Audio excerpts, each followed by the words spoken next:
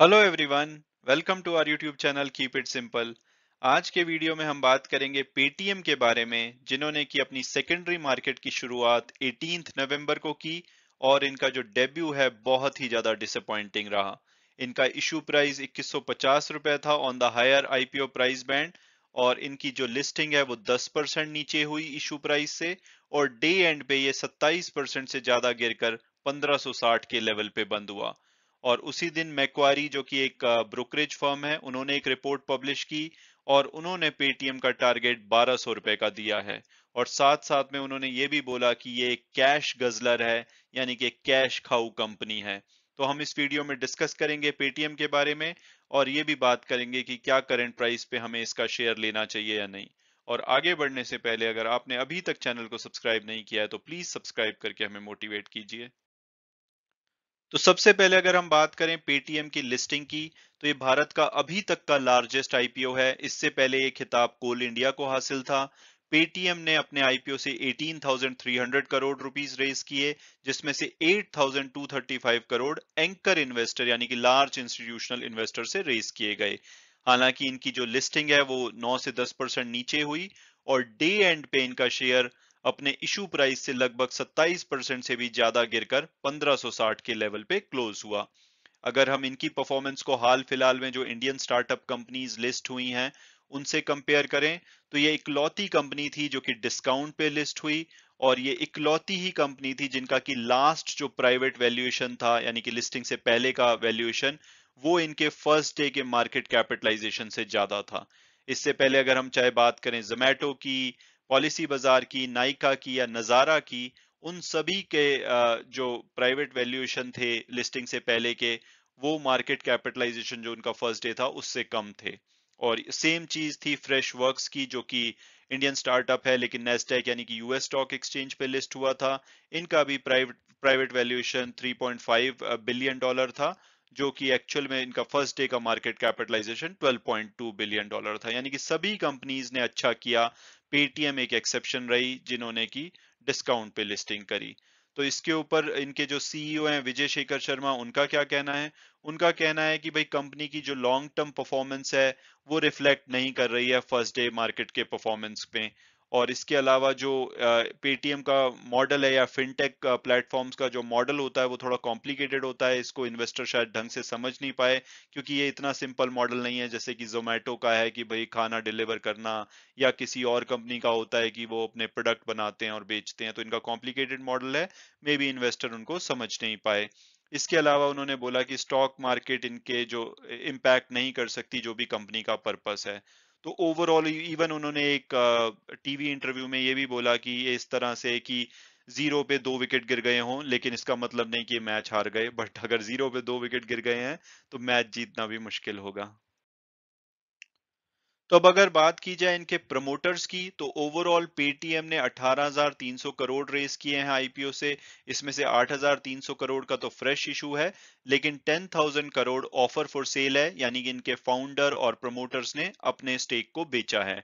और अगर हम बात करें कि अब उनके पास कितना स्टेक बच गया है आफ्टर दिस आईपीओ, तो विजय शेखर शर्मा जो कि फाउंडर हैं और उनकी ट्रस्ट के पास 13.7% का स्टेक है।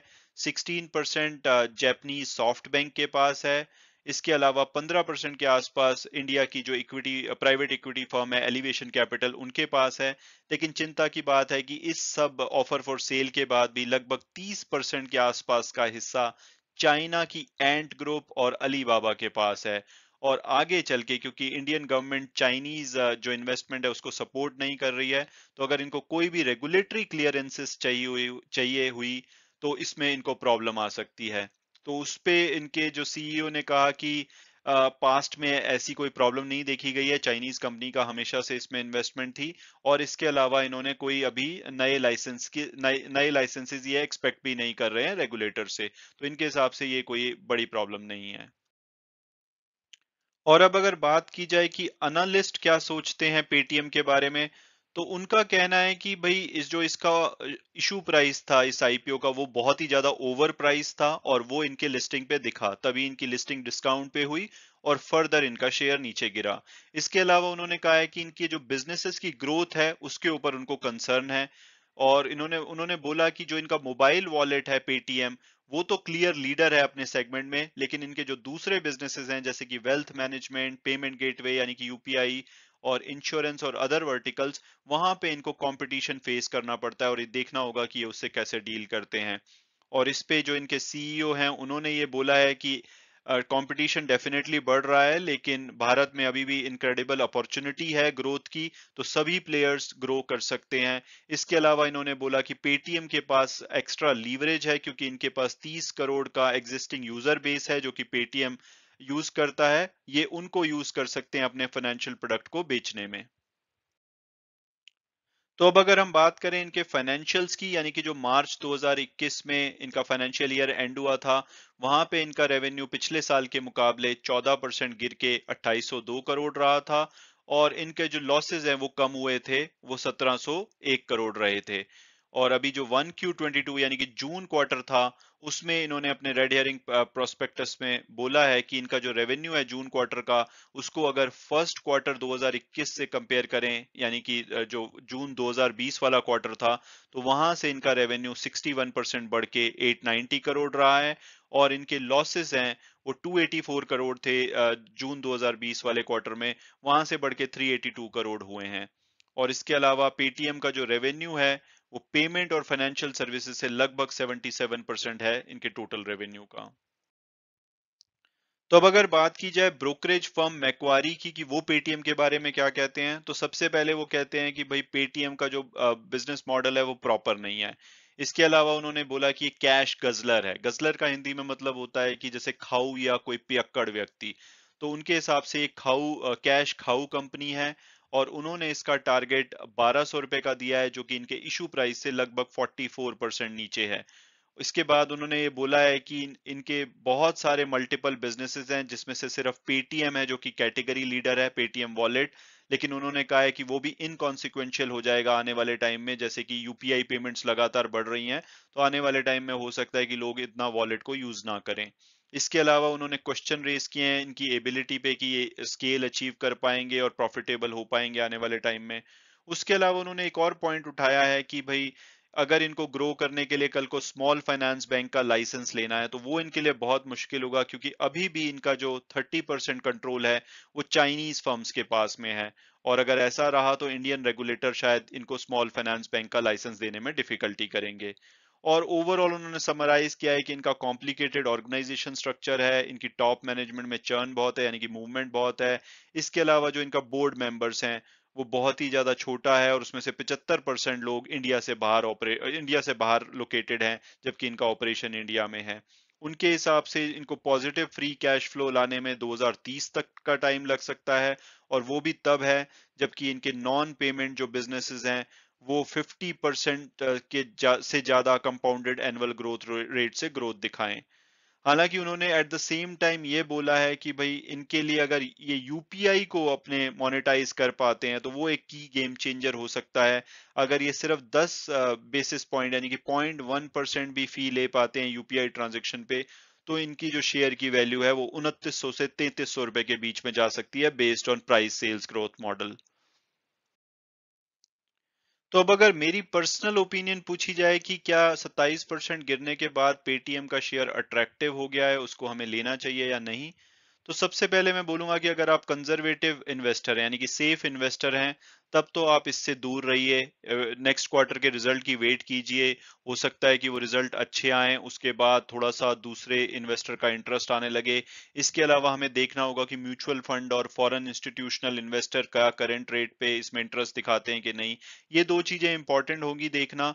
और अगर ये इंटरेस्ट दिखाते हैं, इनके रिजल्ट अच्छे आते हैं, तो शायद इनका शेयर ऊपर की तरफ जाएगा, और नहीं तो हो सकता है कि यहाँ से फर्दर नीचे गिरे और लगभग 15 से 20% और नीचे चला जाए। तो अगर आप सेफ रहना चाहते हैं तो आप इसको अभी अवॉइड कीजिए, दूसरी एस्टेब्लिश्ड कंपनीज हैं आप उसमें इन्वेस्ट कीजिए। लेकिन अगर आपकी रिस्क एपेटाइट है तो ऑलरेडी ये 27% नीचे गिर चुका है, और अगर मैक्वारी की रिपोर्ट को भी हम बेस माने तो 44% का उन्होंने एस्टिमेट किया है, तो यहाँ से लगभग 15 से 20% मैक्सिमम और गिरने की जगह बनती है। तो आप 15 से 20% का रिस्क और ले सकते हैं। क्योंकि ये जो न्यू एज कंपनीज हैं इनको इवेल्युएट करना बहुत ही मुश्किल होता है। तो कल को अगर चीजें पॉजिटिव हुई यानी कि इनके रिजल्ट अच्छे आए या कोई नई डेवलपमेंट हुई तो मैक्वायरी भी शायद बाय ओपिनियन देने लगे और इनके टारगेट प्राइस रिवाइज कर दे। तो मैक्वायरी की रिपोर्ट ऐसा नहीं है कि वो पक्का हो ही जाएगा, और स्पेसिफिकली न्यू एज कंपनीज के लिए अगर कोई एस्टेब्लिश्ड पुराने टाइप का बिजनेस है उसको जज करा जा सकता है वैल्यूएशन के बेसिस पे। बट यहाँ पर इनकी पोटेंशियल के बेसिस पे जज करना बहुत ही मुश्किल होता है। तो हो सकता है कि अगर चीजें बेटर हुई, रिजल्ट अच्छे आए, तो जो अभी का करंट प्राइस है उस पे शायद ये कभी भी आपको ना मिले। तो ये सब डिपेंड करता है आपकी रिस्क टेकिंग एबिलिटी पे। अगर सेफ चलना चाहते हैं तो बिल्कुल अवॉइड करना चाहिए क्योंकि इसमें नीचे जाने के चांसेस ज्यादा हैं। लेकिन अगर रिस्क ले सकते हैं तो इसमें थोड़ा बहुत पैसा आप लगा दीजिए जिससे कि आपको खोने का दुख ना हो। लेकिन अगर चीजें चल पड़ी तो शायद आपको ये इस प्राइस पे कभी नहीं मिलेगा। हालांकि वीडियो क्लोज करने से पहले मैं हमेशा की तरह डिस्क्लेमर दूंगा कि जो भी व्यूज थे वो मेरे पर्सनल थे। अगर आप पेटीएम में इन्वेस्ट करना चाहते हैं तो अपनी फर्दर रिसर्च कीजिए, अपने फाइनेंशियल एडवाइजर से बात कीजिए। उसके बाद अगर आप कंफर्टेबल फील करते हैं तभी आप उसमें इन्वेस्ट कीजिए। Thanks so much for watching the video and God bless you all.